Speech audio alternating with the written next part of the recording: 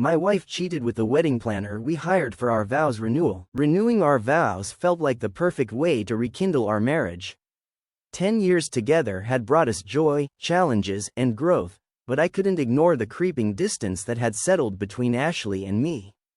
I wanted to bring us back to those first days of excitement and passion, to remind her of the love we had built together. When I suggested the idea over dinner one night, her reaction made my heart swell. "That's such a beautiful idea," she said, her eyes sparkling.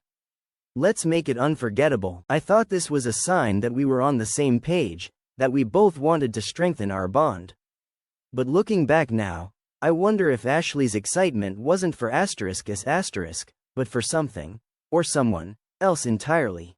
We hired Ryan, a wedding planner with a stellar reputation and a charm that immediately put us at ease. From the moment we met him, Ashley seemed to click with him.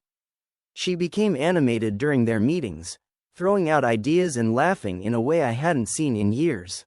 At first, I was just happy to see her so invested. But as the weeks went on, something about their dynamic began to gnaw at me. The changes were small at first, so subtle I almost didn't notice them. Ashley started spending more time on her phone, laughing at messages she never shared with me. When I asked, she'd shrug it off. "It's just Ryan," she said casually. "He's sending some ideas for the vow renewal." Her tone was light, but there was something in her voice that didn't sit right with me. I chalked it up to my overactive imagination. After all, she was excited about planning the ceremony, and Ryan was helping bring her vision to life. But then, the meetings with Ryan started stretching longer than they should. One evening, Ashley came home 2 hours late from what she claimed was a brainstorming session with Ryan. She was flushed, her cheeks pink, and her smile wide. "What took so long?" I asked, trying to keep my tone neutral. "Oh, we got carried away going over the flower arrangements," she said with a wave of her hand. "You know how picky I can be." Her explanation seemed plausible, but something about the way she avoided my eyes set off alarms in my head. I tried to push my suspicions aside. Ashley and I had been together for a decade, she wouldn't betray me. But the signs kept piling up, and it was getting harder to ignore them. One day, while I was working from home, Ashley left her laptop open on the dining table. She had stepped out to run an errand, and I noticed an email notification from Ryan pop up. Curiosity got the better of me, and I clicked on it. The email seemed harmless at first, a discussion about venues and decor. But then I saw his closing line: "I can't wait to see you again. Last night was incredible." My stomach dropped. Last night? What was he talking about? Ashley had told me she was at a friend's house last night, helping plan a birthday party. When she came home later, I asked her about it casually, trying to gauge her reaction. "How was Lisa's birthday planning last night?" She hesitated for a fraction of a second before replying. "Oh, it was fine. Nothing exciting, just a lot of organizing." Her answer felt rehearsed, but I didn't press her. Instead, I decided to keep watching, waiting for the moment when everything would become clear. The night I found undeniable proof was one I'll never forget. Ashley had gone out for yet another planning session with Ryan, leaving me to put our son to bed. After tucking him in, I was cleaning up the kitchen when her phone buzzed on the counter. It was a message from Ryan: "Thinking about you. Wish you were here with me right now." I stared at the screen, my heart pounding. My hands shook as I unlocked her phone, a code I had memorized months ago but never thought I'd use. What I found confirmed my worst fears.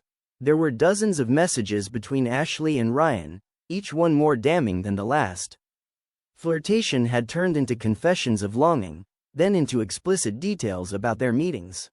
"I've never felt this alive before. Every time I see you, it gets harder to go home." The final blow was a picture: Ashley and Ryan at a cafe, sitting far too close, her hand resting on his arm in a way that left no room for misinterpretation. When she walked through the door that night, I confronted her immediately. "Who is he to you, Ashley?"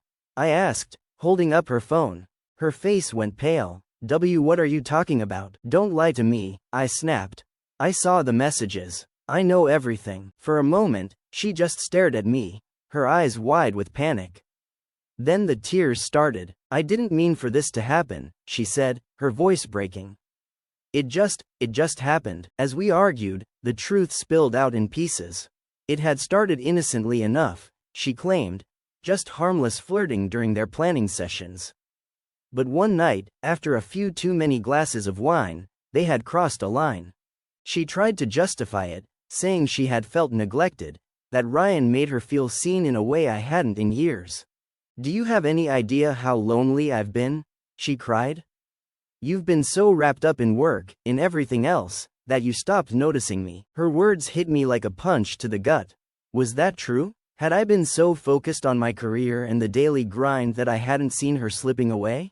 But no amount of self-reflection could excuse what she had done. She had betrayed me, betrayed our family, and no amount of justification could change that. The days that followed were a blur of anger, sadness, and confusion. I canceled the vow renewal without telling her, unable to stomach the thought of standing in front of our friends and family and pretending everything was fine. Ashley tried to apologize, to explain, but I couldn't hear her.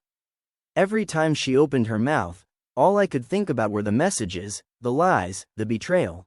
At one point, I considered confronting Ryan directly, but what good would that do? He wasn't the one I had vowed to spend my life with.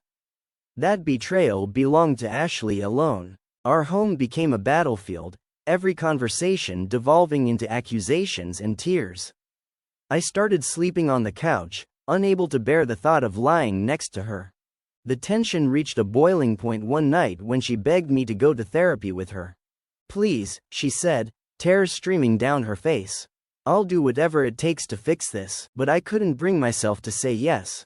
How do you fix something so broken? One evening, while packing up some things to stay at a friend's house for a few days, I found an envelope tucked into one of Ashley's dresser drawers. Inside was a handwritten note from Ryan. It wasn't long, but it was enough. "I know this is wrong, but I can't stop. I've never felt this way before. You've changed everything for me." Reading those words felt like a knife twisting in my chest. This wasn't just a fling, it was an emotional affair as much as a physical one. They weren't just sneaking around, they were building something together, something that had no place in my marriage.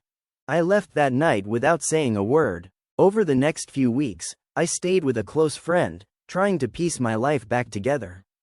Ashley bombarded me with messages, alternating between apologies and pleas for forgiveness. "I made a mistake," she wrote. "Please don't throw everything away because of one stupid mistake." But how could I believe her? How could I trust her after everything she had done? I found myself replaying our entire relationship in my mind, searching for signs I had missed, moments when she might have been unfaithful before. Every memory felt tainted, every happy moment overshadowed by doubt. Eventually, I had to make a choice: stay and try to rebuild, or walk away for good. But no matter how much I wanted to save our marriage, I couldn't shake the feeling that the foundation had already crumbled. The vow renewal had been a symbol of our love, a chance to recommit to each other after 10 years. But now, it felt like a cruel joke, a reminder of what we had lost. In the end, I knew there was no going back. The Ashley I thought I knew was gone, replaced by someone I didn't recognize. And as much as it hurt, I knew I deserved better.